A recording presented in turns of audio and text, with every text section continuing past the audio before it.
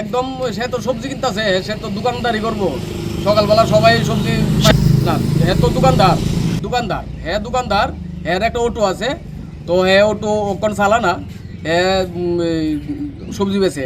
তো সকালবেলা শুনতে পারলাম কে বা কি অরুণ দাস আগে যে প্রেসিডেন্ট ছিল উনি আরো দল ফল নিয়ে আমার একটা শ্রমিকরে বাজারের মধ্যে সবজি কিনতে গিয়েছিলাম মারধর করতে, হ্যাঁ সবজি মিডেলে ফালাই দিছে।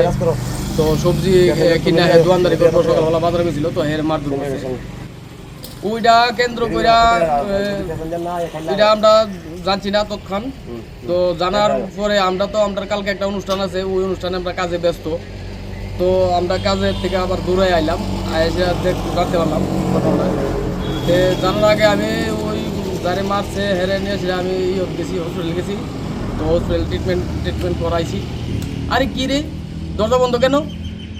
তো কে বা কারা এই ঘরটার ভিতরে অযথা আর একটা তালা দিয়ে গেছে, তো ওইটাও তদন্ত সাপেক্ষে বাইরিব।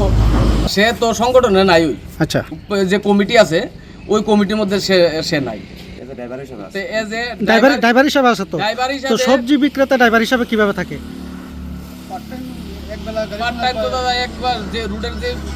অটো চালায়নি হ্যাঁ চালায়নি এজ এ বিএমএস এর গোর কি করে অন্যজনে তালা দিতারে, তো এটাও বাইরিব। তো ওখানে আমরা আপাতত তালাটা খুলে দিলাম। এখন অবধি ওই চিন্তা ধারণা করছি না, তবে একটা মামলা করুন বিএমএস এর তরফ থেকে একটা মামলা করুন। এর নাম সুদীপ্ত দাস। আর যারা মারধর করছে চিনতে পারছেন নি কারা মারধর করছে? ওই অরুণ দাস আর হইল প্রণব বণিক। আনন্দ আর ভালোবাসার দীপ্তিতে গড়া সমুজ্জ্বল পরমা, ঠিক তোমারই মতো। শ্যাম সুন্দর কোম্পানি জুয়েলার্স, আগরতলা, উদয়পুর, ধর্মনগর, কলকাতা।